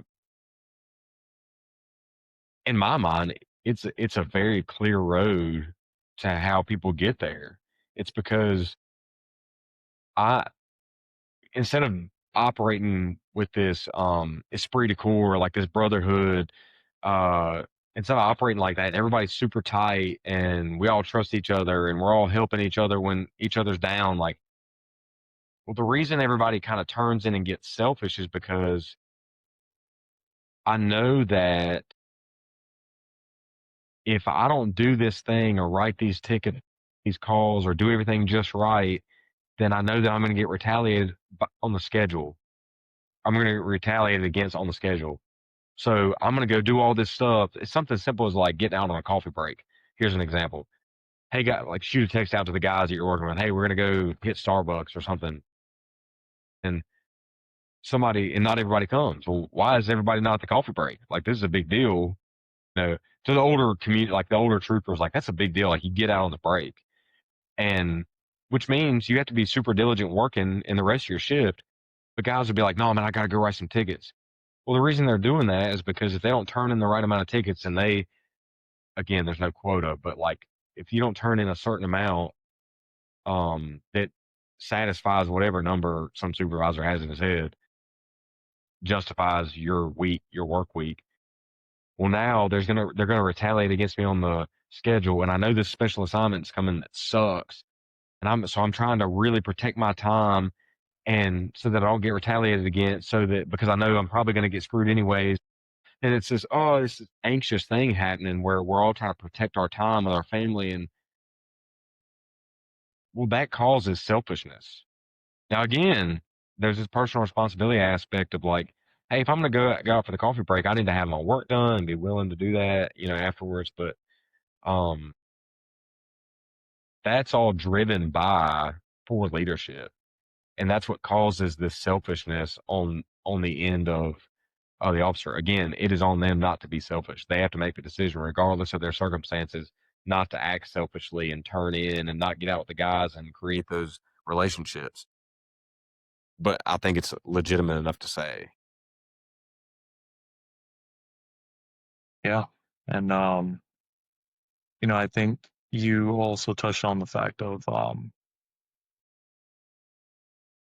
not being able to say these things because of retaliation and all these aspects. It's just a trickle effect. It's at the end of the day, there's one person that it comes down to that can set the tone for the shift, the career, and that is, it just comes down to leadership. It's that camaraderie, that morale building of, hey, we just want to go get some coffee.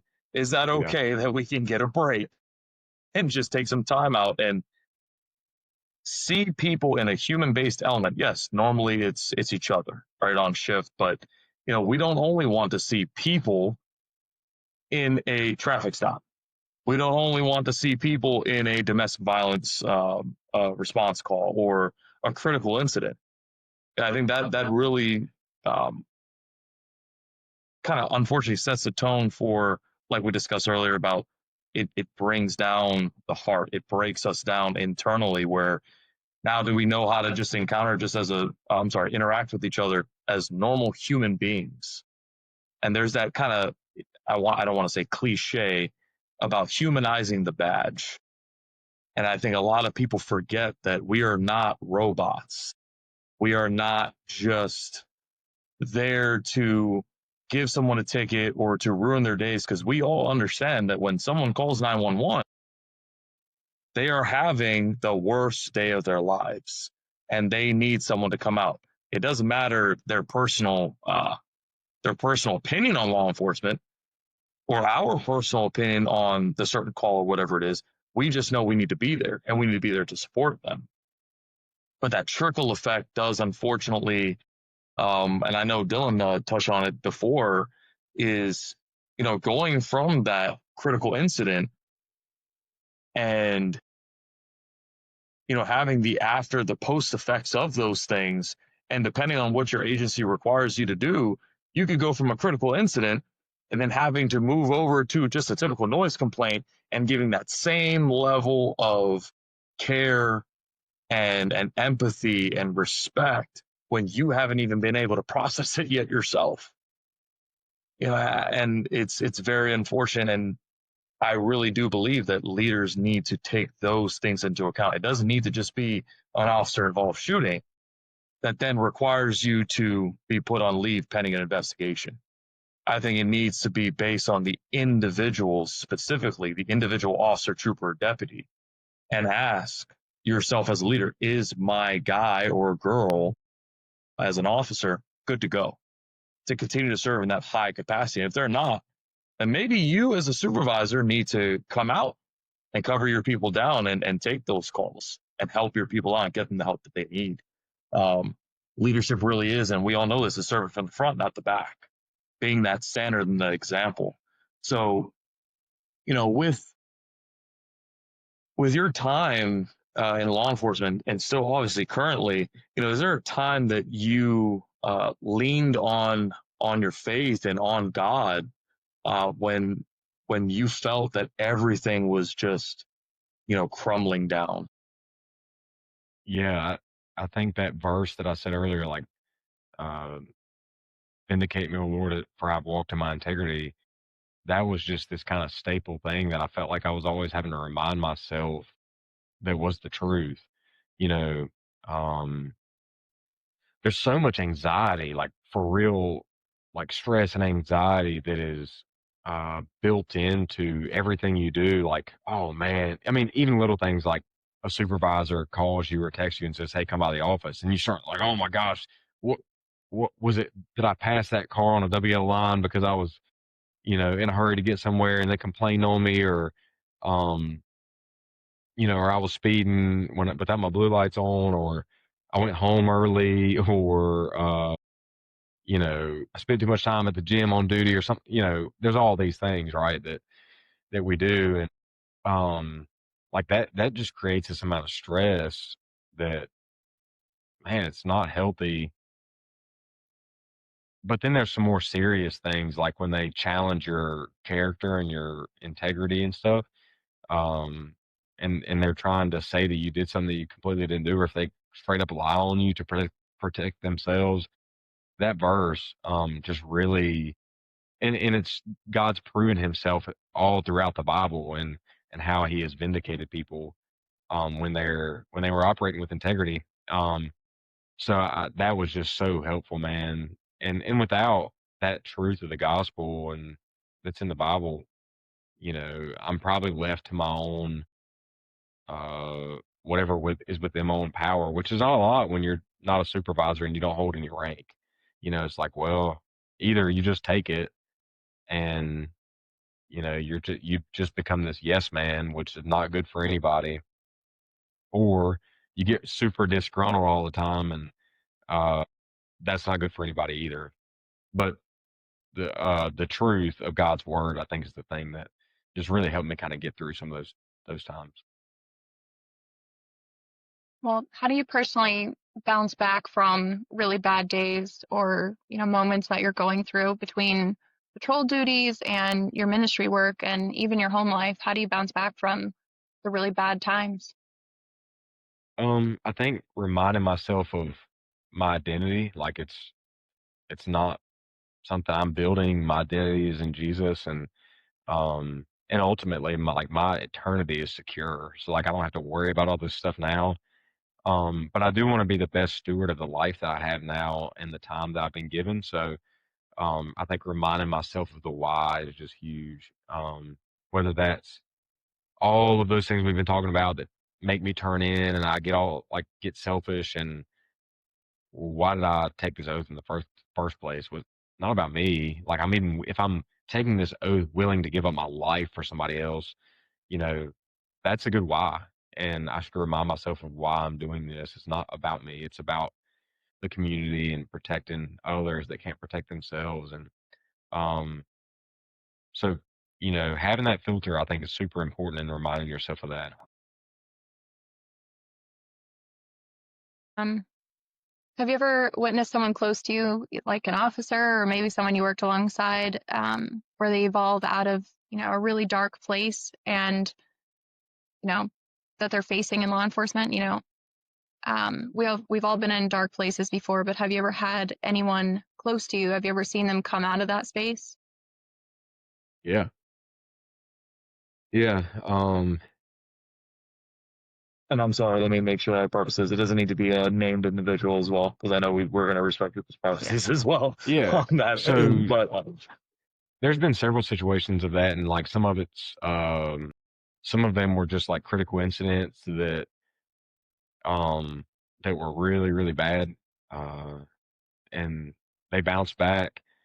Some were like agency driven attacks on them, that were all nefarious, really, and they stuck to their guns and maintained their integrity, and had a lot of hard conversations and stood up for themselves, and had each other's backs. Like, these are like multiple people involved things, like where leaders are trying to attack this group of people, and kind of watch them.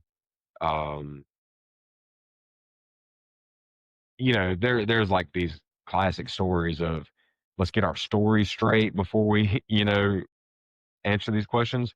Like, this was not that. This was like, they had integrity in what they were doing, and they maintained the truth of all that, and they didn't throw each other under the bus to save their own butts, and they were able to, the truth won, and they were able to maintain what they were doing and keep their positions and all that. And um, so much of that was because their support systems with each other, and just leaning on the truth and their character, which allowed them not to just get crushed by it. What do you think is a good thing that, like for the normal person outside, what do you think is a good starting point for people that are feeling like that they do feel that, you know what, I'm kind of at my ends meet and I need something that I can go to right now? Because I know a lot of us in law enforcement we're very we're very impatient with some things. So what is something that someone that is listening right now can go to, that you believe, whether personal or you've heard from others during your time, that could lean them and pull them back from that ledge? I think we do a really good job as humans and individuals of creating our own truth and reality, and that's dangerous, you know. Uh, so I think having a standard of truth that you can operate under is vital. And I believe personally that the only standard of that is the Bible, God's word. Man, if you're not somebody who is religious or spiritual or whatever, I would just highly encourage you to be curious about that, because that's one thing that's just that that never contradicts itself, is God's word, and it offers a lot of hope outside of all of that. There's a lot of good resources though. Like, man, if your agency has something like a members assistance team that I described earlier, uh, you can kind of dabble in that and find out how much you can really trust them. And if you're in North Carolina, the MAT team's legit. Like with the Highway Patrol, um, they're serious, and I know like the people who are leading that, they take very seriously the confidentiality in it and the securing of your job. Like they're going to do everything. Like their main priority is, one, your health, and two, uh, maintaining your career so that it doesn't get tarnished in a way that now you're getting your badge and gun taken away. Awesome.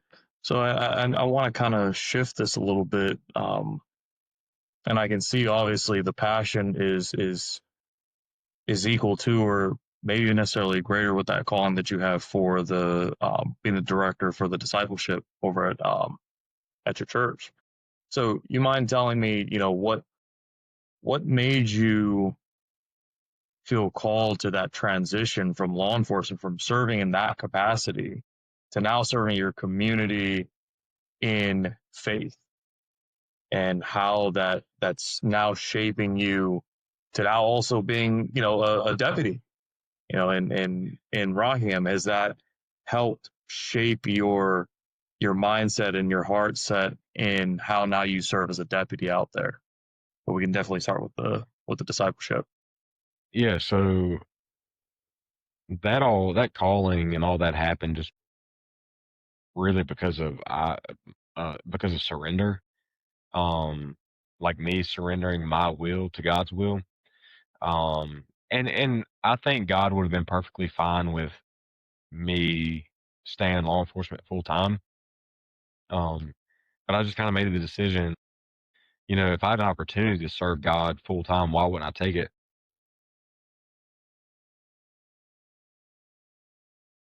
I think law enforcement, in my experience there, certainly shaped the way that I operate in this space in church world. Because I'm not just somebody like who grew up in church, who was sheltered from all the realities of life and brokenness of the world, that now I'm trying to sell this truth to somebody and I have no understanding of what the world's like. So seeing like the depravity of humanity and the people that we deal with in law enforcement, I think gave me a pretty good understanding of why the gospel is so valuable. and is so hopeful for people who have no hope. And I see it in ways that I lead here. Um, my training and attention to detail and all that stuff like has really affected the way that I operate in this space within a church. And as it relates to the deputy stuff, I've done very little, just to be clear, like as a deputy operationally. Been on several ops with a team with SRT, but like no like real deputy, like road deputy work. Because I went straight from leaving the highway patrol, not even really thinking that would be an option, to now I'm going to try to keep my certification by staying reserve, to now I'm like on a team, and they were very gracious to let me try out and be on that because I had built relationships with them and stuff. And, but that's really the only desire I have in law enforcement anyways, is that side of things. Like I have no desire to go answer calls. Like if they say that I'd start answering calls like that to keep my certification, I don't know, man. That's not really my desire. But yeah, I mean, like, so now like ministry and real surrender and how that translates into being a protector on the deputy side, which I'm not doing as much of anymore. I hope to get back into, just life season right now, which y'all know all about, and stuff I'm doing extracurricularly to ministry didn't allow for me to maintain doing that. But I hope in the future there's still some opportunities. But I think it's kind of cool now having a lot of compassion for people um, in that space where I might have to arrest you or take your life. It feels, I don't know, it feels freeing. Like I don't feel bound to this. Like I hate everybody. Um, I really Jesus, but there's evil in the world too that the world needs to be rid of, and I feel like I'm capable and called to do that as well. So, um, that sounds pretty harsh, to like rid the world of evil, but I believe, I mean, that's all through the Bible, man. Like God's called people to do that, and I hate that it's necessary, but I mean, just like that school shooting in Minnesota, I think yesterday, Memphis. Memphis, yeah. So, like it's necessary for there to be people who are capable of removing people like that from this earth. Harsh but true. Yeah. Harsh but true. And it's very unfortunate. If only everything could be 100% peaceful, but we all know there's only one place that's going to be that, and that's with the Father. So, you know, if there was one, I'm sorry, not one. What do you want people to hear from you with your experience as well as your personal perspective, right? Because again, it's that human element. It's not just what we're trained to do. What is one thing that you want people to hear from someone in your position, that although it was just time served, they got you to a master trooper, that's still a distinction, right? You would not have gotten there if you didn't do the things you need to do with integrity, as you mentioned, commitment to serve, and going into all three specialty units, if I'm correct on that. Um, you know, and also shepherding them spiritually. Is there something that you want them to know in that aspect, as well as for someone that's also considering law enforcement or their calling in general? Mm, that's another great question. I mean, first, if you're having any questions about like the security of your eternity, man, nothing else really matters. Um, there's a lot of things that really, really matter on this earth, but if that's not satisfied, please just be curious about that. Um, there's just so much that having that locked in, I think, gives you freedom to do and do well. Um, like there's no way I can't imagine operating in a space like law enforcement and not and knowing that I might get shot in the face and never see my kids and wife again without the hope of heaven. Like I don't know how people do that. But next to that, I think be very, very careful and be very sure about the reasons that you're stepping into that space in law enforcement. There's a lot of attractive things about it. Driving fast and shooting guns and specialized units and night vision and helicopter. I mean, all that is so cool and so much fun. But it's not about you. It's not about me. Um, it's not about the individual. This is about selfless sacrifice, even to the extent of of my death. Like I could lose my life doing this, and that is serious. And your parents and your siblings and your kids and your wife, like they're gonna have to live with that forever. And I know y'all have heard Blake say this a lot. Like, man, your agency's they're gonna put your car out in front of the police department and put flowers all over it and have a memorial for you, and people are gonna be sad. And then the next year comes and people are gonna be less sad, and the next year comes, people gotta forget your name, and then the next set of cadets aren't even gonna know your name, and except when they have the yearly memorial and they rattle off all the names. But your kids and your wife and your family are gonna have to live with that for forever. And that doesn't mean don't do it, because whether you're doing it from the right reasons or not, that's still a possibility. But you have to make the decision whether it's worth it in your mind to give up your life for somebody else's. And I think we're called to do that. And I think there's a lot of that is a worthy calling. It's worth it. Um, but if there's anything in you that is not willing to do that, well, now you become a liability to the people that you're serving with. So when there's an active shooter and you and your buddy go to run into the school or the church or wherever, and he hasn't made that decision that it's worth it and it's a worthy calling, and now your buddy's left in the ditch because of you, man, you're gonna have to live with that for forever. And so you better be very, very careful and sure that you're doing this job for the right reasons, and even not to the severity of death and the potential for that and losing your life doing it, but just the like if you're doing this for yourself, you're going to operate and make decisions at the expense of the community you were called to serve. I've done that before poorly. Like I've written tickets to people who I could have given a break to, who didn't have a dime to their name,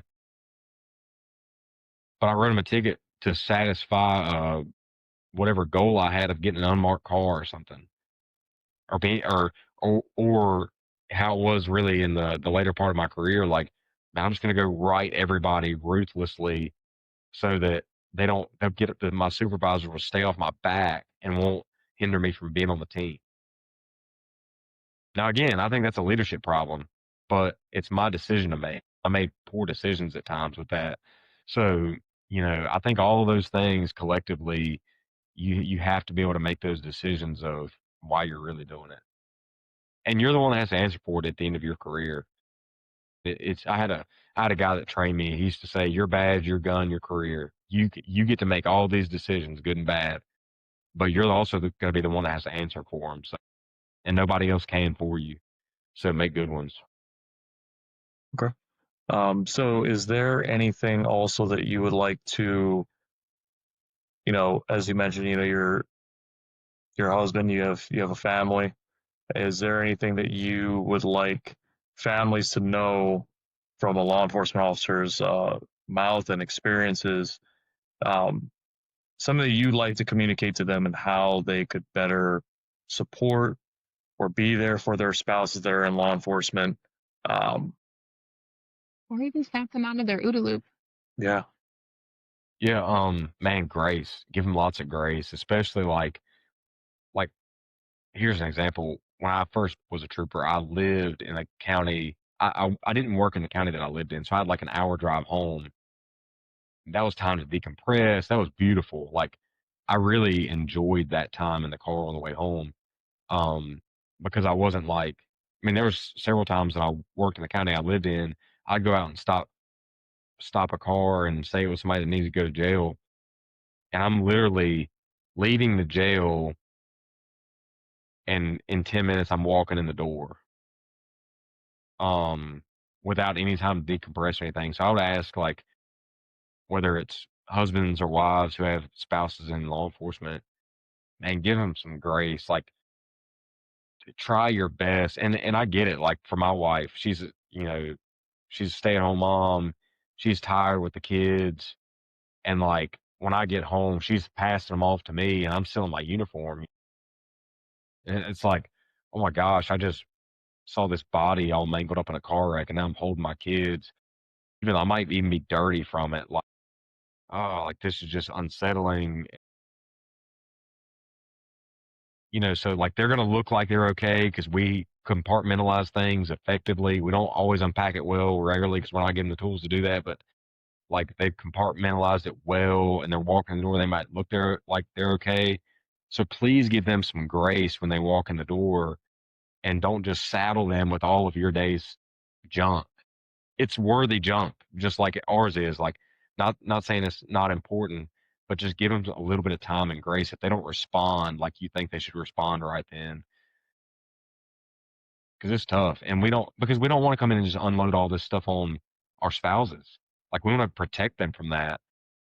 And there's a good dance between telling them enough so that they understand, and also saddling them with the depravity of the world that you're trying to protect them from. So just lots of grace, just try not to make it about you, when they don't respond well. Ultimately, and that's just acting like Jesus. Like, he gives me a bunch of grace when I don't respond well to people. So, I need to give that grace to other people as well when they don't respond well to me.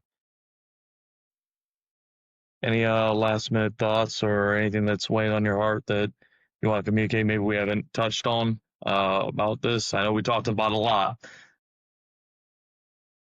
Yeah, I mean, I just want to reiterate, like, there was a lot of griping and complaining and shared opinions. Man, law enforcement is a beautiful career. It's just hard, and um, a commitment to it can outlast, for the right reasons, can outlast and outweigh all the negative crap, especially even horrible supervisors. So I would encourage you, again, if you're asking yourself the why question, you're in it for the right reasons. It's not going to matter how bad your supervisors are, even though that is a big deal. So please don't hear all the negative stuff, like we're just griping and complaining about the current state of law enforcement and the leadership and lack of leadership in law enforcement. Be the change you want to see.